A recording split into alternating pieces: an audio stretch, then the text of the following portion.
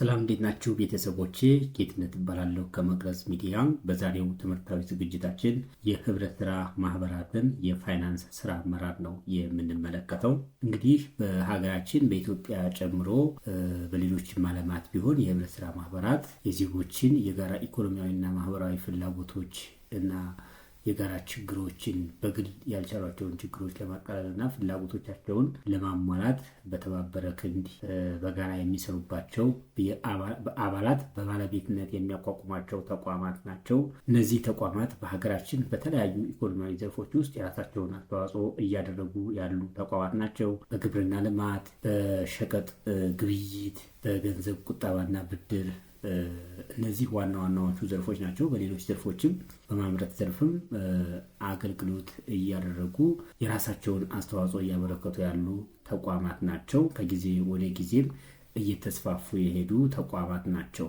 ይሁን እንጂ ከጊዜ ወደ ጊዜ ቁጥራቸው ቢበዛም ቢስፋፉም እንዲሁም ደግሞ በተለያዩ የኢኮኖሚ ዘርፍ የራሳቸውን አስተዋጽኦ እያደረጉ ቢሆንም ነገር ግን አሁንም ቢሆን በአስተዳደር አቅም ማነስ፣ በአሰራር ቅልጥፍና እጥረት፣ በፋይናንሻል ዲሲፕሊን ጉድለት በጣም ትልልቅ ፈተናዎችን እያስተናገዱ ያሉ ተቋማት ናቸው። እነዚህ ተቋማት እነዚህን ችግሮች አስወግደው በሙሉ አቅማቸው ቢሰሩ ለሀገር የተሻለ አስተዋጽኦ ማበርከት ይችላሉ።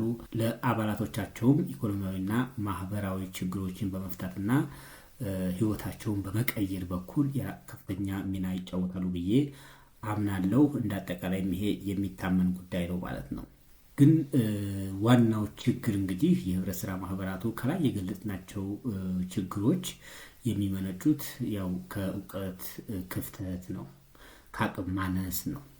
ይህንን የእውቀት ክፍተት የግንዛቤ ክፍተት ደግሞ በተለያዩ አማራጭ መረጃና እውቀት ማሰራጫ መንገዶችን በመጠቀም ብንሰራ ጉዳዩን እንግዲህ እየቀነስ ነው መሄድ እንችላለን የሚል እምነትና እሳቤ አለኝ። ይህንን መሰረት በማድረግ ነው ይህን ዝግጅት የምናዘጋጀው ማለት ነው። ይህ ዝግጅት በዋናነት እንግዲህ የፋይናንስ ስራ አመራር በህብረት ስራ ማህበራት ውስጥ እንዴት ይካሄዳል በሚሉት ጉዳዮች ዋና ዋና ነጥቦችን አንስተን እንወያያለን ማለት ነው። እንግዲህ የፋይናንስ ስራ አመራር ማለት ምን ማለት ነው ከሚለው ብንነሳ መልካም ነው።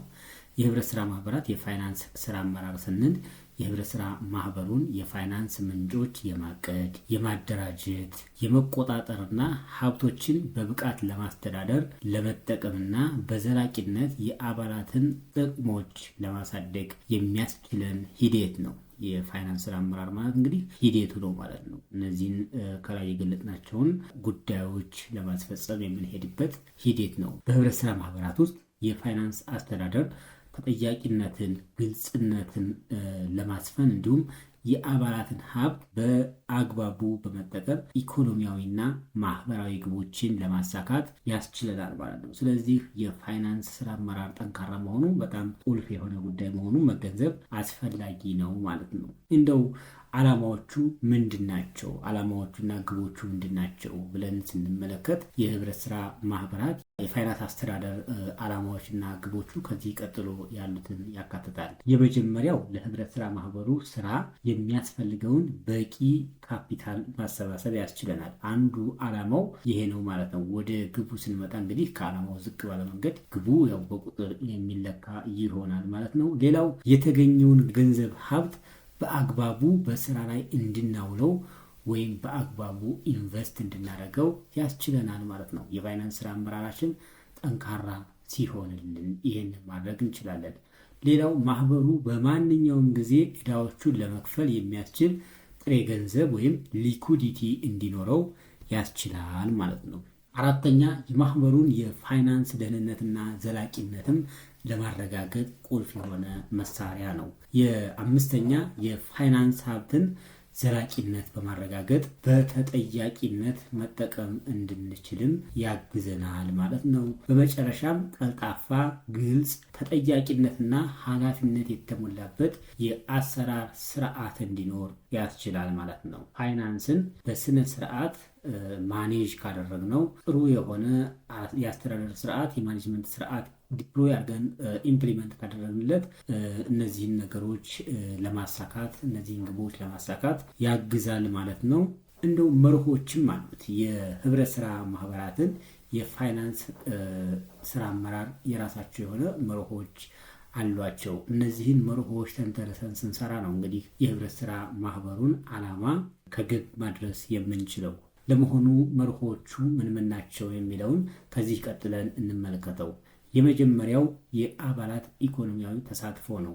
የፋይናንስ አስተዳደሩ ወይም የፋይናንስ ስራ አመራር ስራው የአባላት ተሳትፎን በደንብ ማረጋገጥ መቻል አለበት ማለት ነው። በግዴታቸውን በኩል ግዴታቸውን በአግባቡ መወጣት አለባቸው። እንደገና ደግሞ የሚገባቸውን ጥቅም የሚገባቸውን አገልግሎትን ማግኘት መቻል አለባቸው ማለት ነው። ሁለተኛ ፍትሐዊና ዲሞክራሲያዊነት የተሞላበት መሆን አለበት። በተቻለ መጠን ፍትሐዊ መሆን አለበት። ውሳኔ ሲወሰን ደግሞ ያው እንግዲህ አንዳንዴ ዲሞክራሲያዊ መሆን መቻል አለበት ማለት ነው። ህብረት ስራ ማህበራት ውስጥ ዲሞክራሲያዊነት አንድ መርህ ስለሆነ በሁሉም ስራዎቹ ይታያል ማለት ነው። በሶስተኛ ደረጃ ግልጽነትና ተጠያቂነት። የፋይናንስ አሰራሩ ግልጽ መሆን መቻል አለበት። ግልጽ የሆኑ ሪፖርቶች፣ ግልጽ የሆኑ የአሰራር ስርዓቶች ሊኖሩት ይገባል። በዛ ሂደት ውስጥ ችግሮችም ካለ ተጠያቂ የሚሆነው አካል ተጠያቂ መሆን አለበት ማለት ነው። አራተኛ ቀልጣፋ የሀብት አጠቃቀምን ያመጣልናል። ስለዚህ ቀልጣፋ የሆነ የሀብት አጠቃቀም ስርዓት ሊኖረን ይገባል። ይሄ አንዱ የፋይናንስ ስራ አመራር መርህ ነው ማለት ነው። አምስተኛ ዘላቂ የሆነ የገንዘብ ዲሲፕሊን ወይም የገንዘብ ዲሲፕሊን የሚለውም በአማርኛ ምን ብለን እንመልሰው? የገንዘብ አያያዝ ጥበብ እንበለው ከኛ የሆነ ወይም ዘላቂ የሆነ የገንዘብ ዲሲፕሊን ይኖረናል ማለት ነው። ስድስተኛ ህግንና ስነ ምግባርን ማክበር የሚል መርህ አለ ማለት ነው። እነዚህ ስድስቱ እንግዲህ በህብረት ስራ ፋይናንስ ስራ አመራር ውስጥ ያሉት መርሆች ናቸው ማለት ነው። የፋይናንስ ስራ አመራር ተግባራት ውስጥ ምንድን ናቸው የሚለውን እንመለከት። በፋይናንስ ስራ አመራር ውስጥ የሚከወኑ ዋና ዋና ተግባራት የሚለውን ስንመለከት የመጀመሪያው የፋይናንስ ፍላጎትን መገመት ወይም መተንበይ ነው። ኤስቲሜቲንግ ፋይናንሻል ሪኳየርመንትስ። የፋይናንስ ስራ አመራር አንዱ የመነሻው ጉዳይ ይሄ ነው። ምን ያክል ገንዘብ ያስፈልገናል የሚለውን ነገር ፎርካስት አድርጎ መነሳት አለበት። ሁለተኛ የካፒታል ምንጭን መወሰን። ይህንን ፍላጎታችንን ካወቅን በኋላ ገንዘቡን የምንፈልገውን ገንዘብ ከየት ነው የምናመጣው የሚለው መታወቅ መቻል አለበት። we have to determine the capital structure። ምንጩ ከየት ነው የሚለው ያንን በጥንቃቄ ስትራክቸር ማድረግ መቻል አለብን፣ መለየት መቻል አለብን ማለት ነው። ሶስተኛ የገንዘብ ምንጭን መምረጥ choosing source of fund። ከየት ነው የምናገኘው የሚለውን ነገር መምረጥ መቻል አለብን። አራተኛ ገንዘብን በስራ ላይ መዋል። የተገኘው ገንዘብ ስራ ላይ መዋል መቻል አለበት ማለት ነው። ኢንቨስቲንግ ኦፍ ፈንድስ። ፈንዱን ያገኘነው ገንዘብ ኢንቨስት መሆን አለበት በትክክለኛው እና በመርህም በእሴትም ደረጃ ነገሮች በደንብ ዲተርማይን ተደርገው አግባብ ያለው ዘርፍ ላይ ኢንቨስት መደረግ መቻል አለበት ማለት ነው። ቀጣዩ ደግሞ ትርፍን ማስተዳደር ዲስፖዛል ኦፍ ሰርፕለስ ኦር ፕሮፊት ማኔጅመንት የምንለው ነው። ትርፉን እንግዲህ በአዋጁ መሰረት መጀመሪያ 30% ተነስቶ መጠባበቂያ ሆኖ ይቀመጣል። ከዚያ በመቀጠል ደግሞ በመተዳደሪያ ደንቡ ውሳኔ መሰረት ለአባላት የሚከፋፈለው ትርፍ ለአባላት ይከፋፈላል። ለሌሎች ስራዎች የሚውለውም ለሌሎች ስራዎች እንዲውል ይደረጋል ማለት ነው። ቀጣዩ የፋይናንስ ቁጥጥር ነው ወይም የፋይናንሻል ኮንትሮል ነው። ፋይናንስ እንግዲህ ጥብቅ ቁጥጥር የሚደረግበት ሪሶርስ ነው።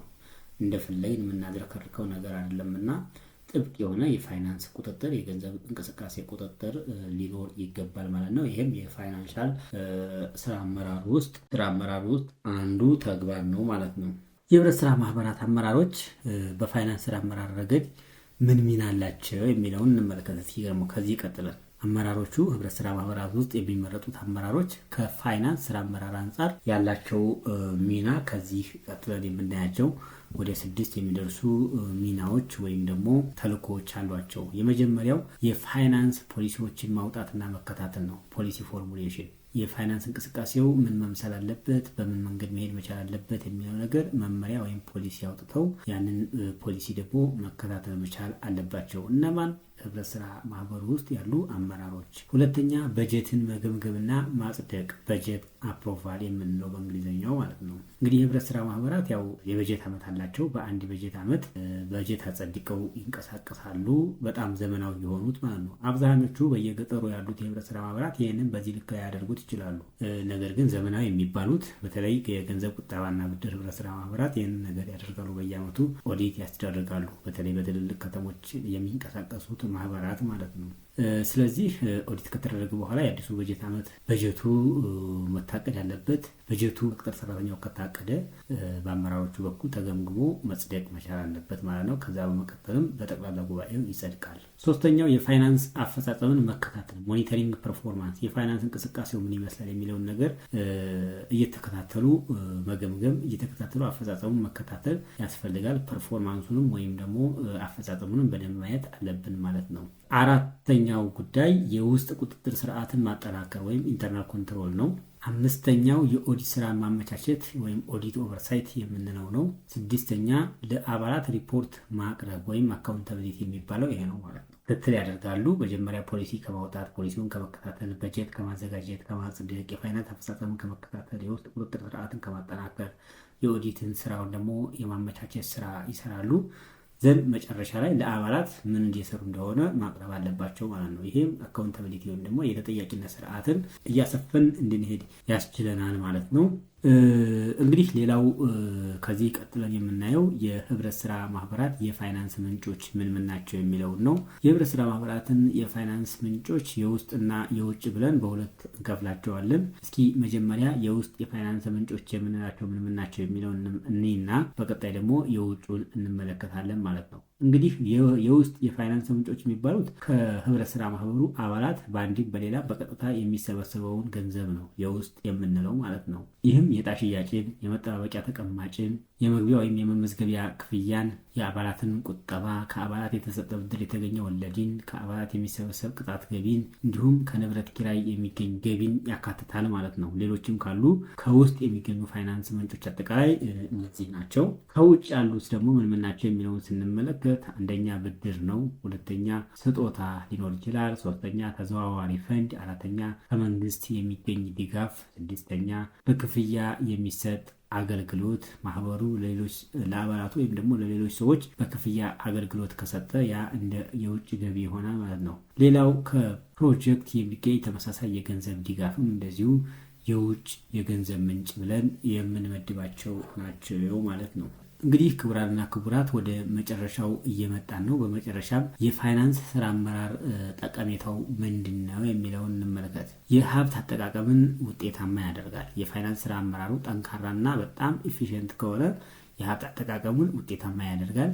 ከአበዳሪዎችና ከሌሎች አካላት ጋር ያለንን ግንኙነትም በደንብ አድርጎ ያጠናክርልናል። ግልጽነትና ተጠያቂነትን ያሰፍናል። ለማህበሩ እድገት ትክክለኛ ውሳኔ ለመስጠትም ያግዛል። ምክንያቱም እያንዳንዱ መረጃ ጥርት ብሎ ውሳኔ ለሚወስኑ ሰዎች ስለሚቀርብላቸው ማለት ነው። ሌላው የስራ አፈጻጸምን ለመለካትም ምንም ጥያቄ የለውም። የፋይናንስ ስራ አመራር ነው ወሳኙን ሚና የሚጫወተው ማለት ነው። ሌላው የጥሬ ገንዘብ ፍሰትን ወይም ካሽ ፍሎውንም ለመቆጣጠር የፋይናንስ ስራ አመራር ሲኖረን፣ ግልጽ የሆነ የፋይናንስ ስራ አመራር ፖሊሲ ሲኖረን በጣም ወሳኝ የሆነ ጠቀሜታ ይኖረዋል ማለት ነው። እንግዲህ ክቡራንና ክቡራት ቤተሰቦቼ የዛሬው ዝግጅቴ ይህንን ይመስል ነበር። አብራችሁን ስለነበራችሁ እጅግ በጣም እናመሰግናለን። ሀሳብ፣ አስተያየት፣ ጥያቄ ካላችሁ በኮሜንት መስጫ ሳጥኑ ላይ ጻፉልን።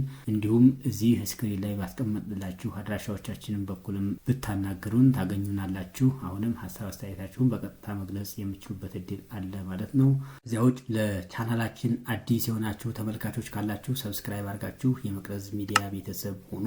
ይህ ቪዲዮ ለሌሎች እንዲደርስ ላይክ አድርጉት፣ እንዲሁም ሼር አድርጉልን ማለት እንወዳለን። በተረፈ አብራችሁን ስለነበራችሁ በጣም እናመሰግናለን። በቀጣይ በሌላ ዝግጅት ተመልሰን እስከምንገናኝ ድረስ ሁላችሁም በያላችሁበት ቸር ሰንብቱ።